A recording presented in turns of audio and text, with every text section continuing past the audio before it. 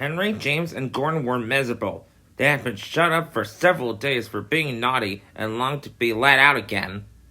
At last, Sir Topham had arrived, he said the three engines. Sir Topham had then told Percy, Edward, and Thomas that they can go and play on a branch line for a few days, and ran off happily to find Annie and Clarabelle at the junction. The two coaches were very pleased to see Thomas again. Edward and Percy played with the freight cars, screamed the cars as they pushed them to their proper sidings. But the two engines left and went on shunting till the cars were tightly arranged. Next, Edward took some empty cars from the quarry. Percy was left alone. He didn't mind that a bit.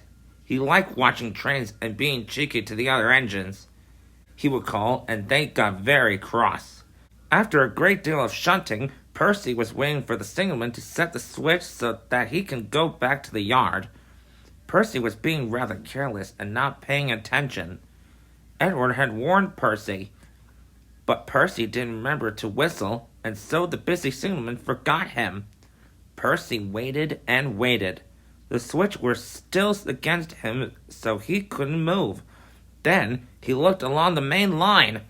He whistled in horror, for rushing straight towards him was Gordon with the express. Groaned Gordon. Percy opened his eyes.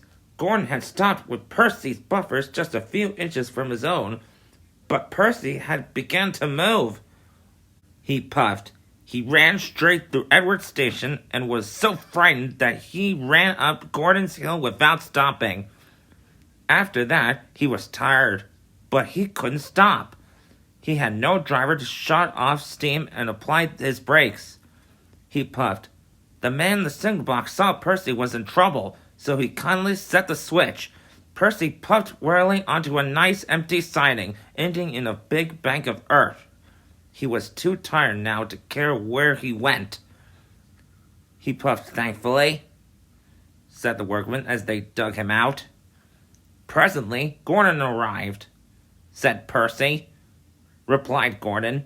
Then Gordon helped pull Percy out from the bank. The two engines are now good friends, but Percy was always most careful that he goes out on the main line.